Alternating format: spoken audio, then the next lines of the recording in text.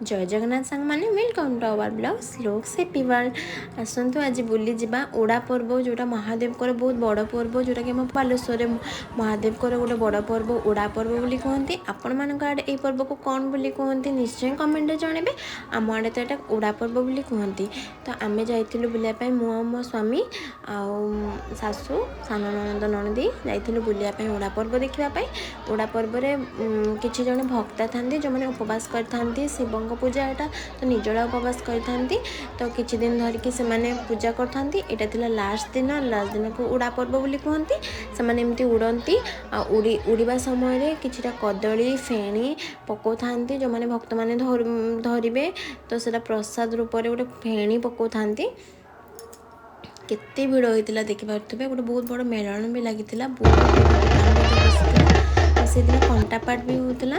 कंटापाट माने आपण माने देखिए कंटापाट माने जो माने भक्ता माने होता से देहरे कंटा फुटा होता है। से कंटा फुटेकी नाची नाचिका ठाकुर मंदिर पाखक जाती।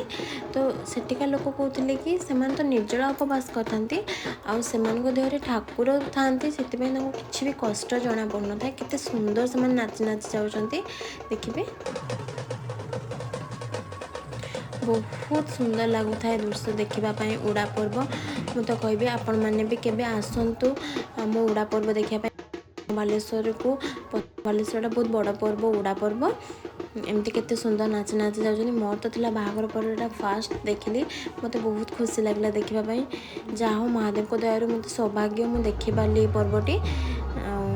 तापर बहुत बड़ मेला लगता है दुकान बजार बहुत बसी आम बहुत बुलिलु। तापर लास्ट महादेव को पाखे से जो नाची नाची पहुँचे धर केमती कंटा काढ़ा हो देखुवे।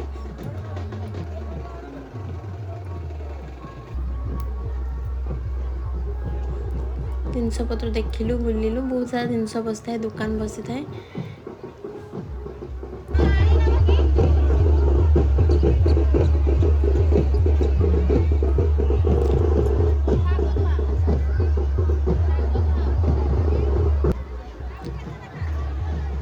बुलाबुली कर सारा बेलू आम जावा बेलू देखिलु गोटे जगह मौसा जड़े जिलापी छाणुले जोटा कि क्लिप छोट क्लिपटे मुझे आपंक सागर सेयार करी बोली केते सुंदर से मौसा जिलापी छाणुंट।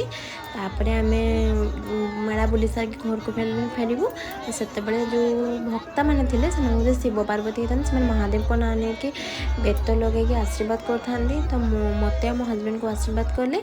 तो आम एमती आशीर्वाद नहीं सारिके घर को फेरी भिडियोटी आपमती कौन लगे निश्चय कमेंट जनइबे। लाइक शेयर सब्सक्राइब करने को जमा भी भूलें। रही बाय बाय।